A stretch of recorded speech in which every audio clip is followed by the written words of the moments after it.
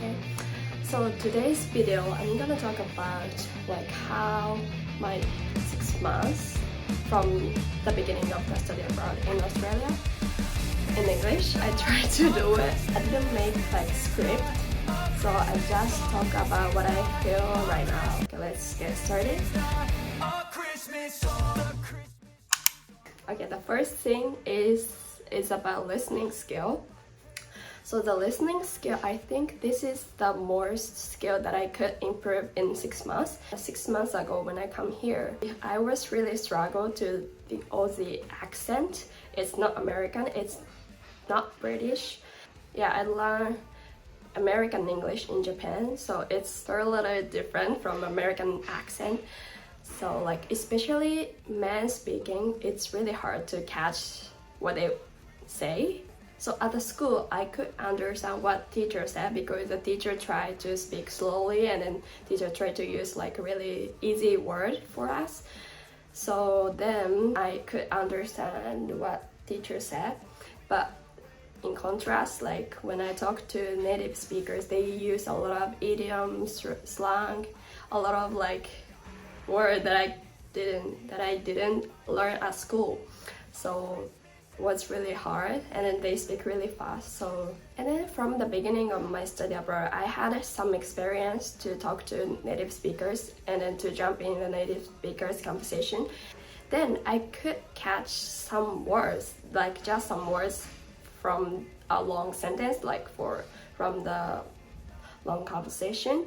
But right now I could understand briefly what they say, but it depends on the subject. For example, if I know about the subject or if I have some background about the subject, I can understand mostly, but I can't understand like each words. But the first time I couldn't, like I just could grab some words, that's it. And then recently I learned a lot of like vocab, like grammar, like how the word is used by native speakers from their conversation. Yes, I think the listening skill is the most like improved skill in 6 months.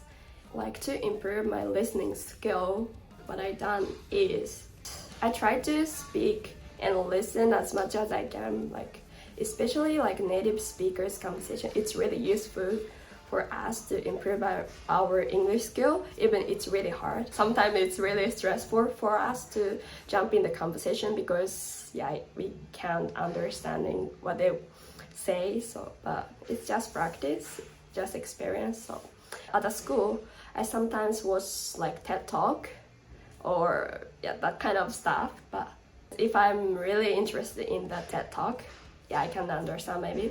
But if I had no idea about the subject, I can't understand. So the TED Talk, it's really hard. But the podcast, I recently listen the podcast in the morning, like as my morning routine. And if I listen the podcast in the morning, whole day, my brain works really well in the English way. So I usually listen the podcast, like they're Aussie girls. Then I can understand what they say, because I'm interested in the conversation or that podcast. So the next skill is about writing skill. Okay, writing skill. I think this is also the most improved skill in 6 months because I wrote a lot of essay. After I came here and then I started like school life, I wrote a lot of essay. Like it's mostly, sometimes it's really short, like for example like 300 words, 500 words, but mostly I write like over 1,000 words, like 2,000 words, but I think it's 1,500 is usual. I think the speed is getting faster compared to before, previously. When I write the essay, a lot of simple words like come up to me a lot, like for example introduce. Then I research like introduce synonym. The synonym means the similar words to the introduce, and then the implement is came up to me, and then I learn the word implement. So the writing essay helped me to improve my vocabulary because I don't really like the study the vocab, like using the tangocho. I hate it. When I write the essay, I look up the words a lot, then I can remember that. Yeah, I think the writing is getting better, I think. So,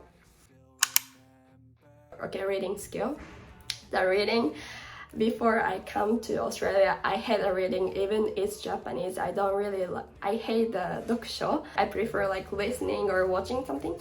But we need to read like thousands of articles to write the essay, to find the relevant resources, and then I think it's getting faster. I believe that. No, I don't really feel stressed to read the article or long sentence. I learn how the structure is going like in the academic writing. So now I know where I should read to find what I wanna seek. Then also I just get used to do it because I read a lot of articles. Okay, the speaking skill. Yeah. Other skill, I feel like I improved a lot or a bit, but speaking skill, actually when I come here to Australia, I could speak English, and then I could like had a conversation with people, because when I was in Japan, I don't really like study English like using textbook or that like at the desk or something, but I love talking to people. So I done the online 英会話 a lot. So then I practiced the speaking skill. So when I come to Australia, then I already got like IELTS 6.5. So I'm not really struggled to the speaking or talking to people. I don't know why, but recently I feel like my speaking is getting worse. No, it's not worse, but recently I feel like how my speaking skill is poor. For example, when I talk to my friends at the school, like Japanese friend in English, I can like speak English or we can talk to each other really well.